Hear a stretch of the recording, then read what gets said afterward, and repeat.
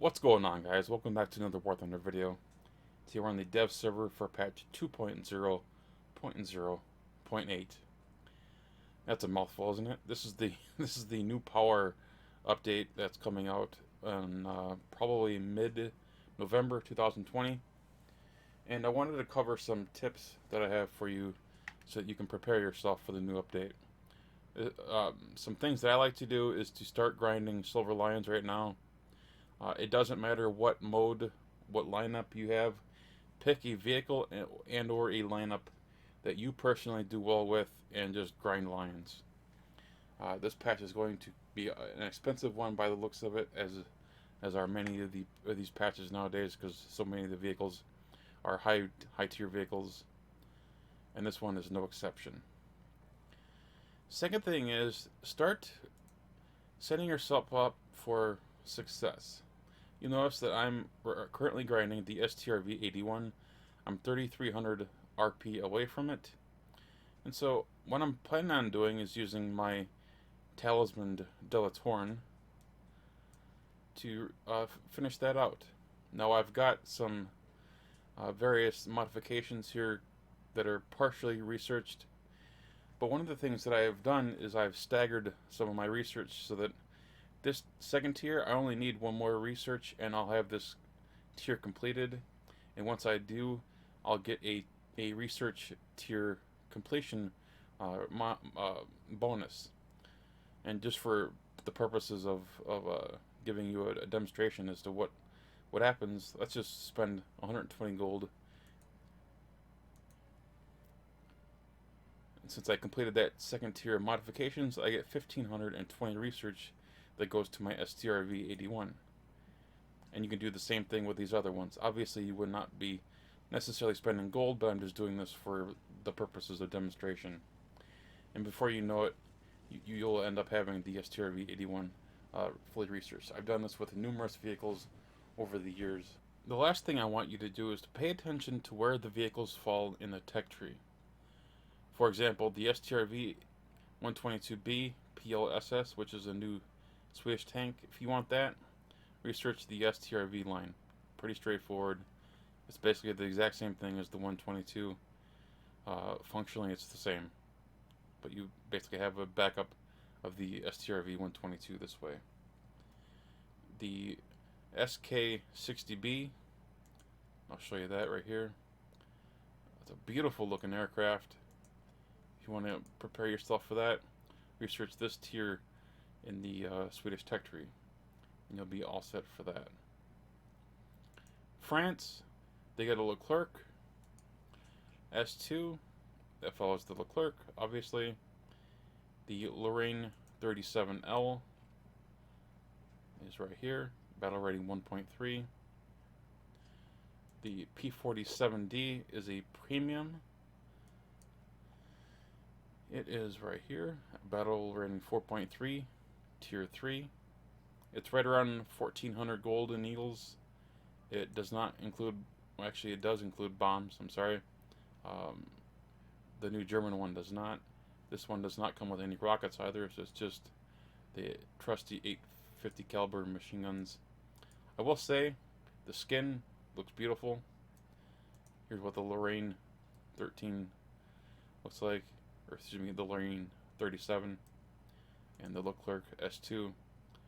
Beautiful looking vehicles, but now you know which vehicles you need to research. Next up we have the premium. I don't even know how to pronounce that. I'm not even going to. This is battle rating 2.3. You don't need to see that in the tree. Next we have the FC20 BIS, battle rating 2.3. This is right in between the Breda and the Ju-87, battle rating 2.3.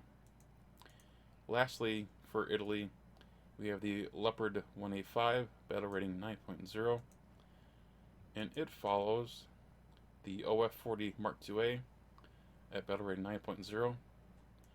One thing that differs between this and the German one is this one gets a laser warning system combined with a laser rangefinder. The German one does not include a laser warning system. at least so far in the dev server. Next up for China, with the PTZ89. This kind of resembles an Object 120 with a 5-second autoloader. It's crazy good. It's a little bit slow, but the reload is incredible. Gun is good, the optics are not so great. And it follows behind the CM25 here on the right hand column. Lastly, we have the Q5AB. A sexy looking plane, my gosh. I do like the Chinese airplanes. They look beautiful. That follows behind the Q5 early. For Japan, we have the Type 74F. It follows behind the Type 74. What's the difference between the 74 and the 74F? Not much. You get these little bits of armor on the 74F, and as far as I can tell, that's the only difference. And no, that is not much armor. But you basically get another backup for Type 74. It's not exactly a bad thing. It's just not too exciting, I guess. Next, we have the F1, which is basically a T2, Mitsubishi T2, with an assortment of more rocket options and bomb options, including the new, I think it's new, the AIM-9Ps. Difference between it and the E's are the E's have a 10G max overload, whereas these have a 20G max overload. The statistics, meanwhile, here in the stat cards are the same otherwise. And it follows behind the T2. Big surprise, right? Yeah. For Great Britain, we have the Harrier GR1. This is a premium. They're getting 2 Harriers. Currently, this is the only one in the dev server. Battle rating 9.7. It costs 8,910 golden eagles. It is not cheap by any stretch of the imagination. Lastly, we have the VF-M5, an aluminum body tank with a strong-looking Vickers turret. 105mm gun. The battle rating 9.3. And it falls behind the Roycat. So you get the Roycat, so you can get the VM-F5. For the Soviets, you get the MiG-15 BIS. It follows behind all of the other MiG-15s. Let me just show you that. This is a long tech tree of vehicles.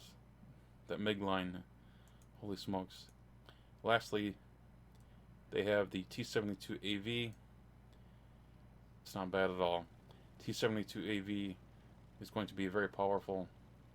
From an armor perspective, however, it's not so great because it's just a T-72A. It does get Generation 2 thermals, so that's going to be a major selling point for folks. But the armor is going to be pretty easily penned. It's got a good gun. The thermals will be great. It's going to sell like hotcakes though because it's a premium. Next up, we have Germany with the BF-110 G4. It follows behind the G2 in the tech tree. It gets a large assortment of options here, including 4 extra cannons. It's pretty nuts how many options you have. This is going to be a pretty powerful vehicle for the air modes, I think. I don't think it's going to be that strong in tanks, but I could be wrong. Next up, we have the P-47D. This is a brand new premium. The old German P-47, aka the Hitler Bolt, is going away. After this patch, you won't be able to buy the old one. You'll have to get this one if you want it. It does not come with any bombs or rockets. It's just the 50 cals. Beautiful looking skin. If you want the old Hitler Bolt, buy it now, or you may not be able to get it again unless they offer it through like the War Bonds shop or something like that. Next up, we have the Flak-Rad. Basically a ginormous truck with Roland missiles on the top for anti-air. And as you might imagine, it falls behind the Flak Panzer I. Next up, we have the Leopard 2A6 following the Leopard 285. It does get a powerful DM53 shell as a Tier 4 modification, over 600 millimeters of penetration. It's going to be a strong tank for Germany.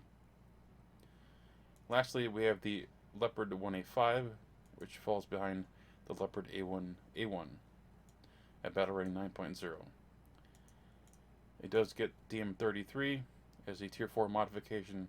It's thermals. It just does not get the laser warning system like the Italian version does get. And here's the shell penetration values. Lastly, for the Americans, we get the M1128 Striker. This follows behind the M60A2 at battle rating 9.0. 105mm cannon. Doesn't have a lot of ammo, 18 rounds, not that great. Does get the new M900 shell with over 500mm of penetration against flat armor. Does get laser warning system, laser rangefinder.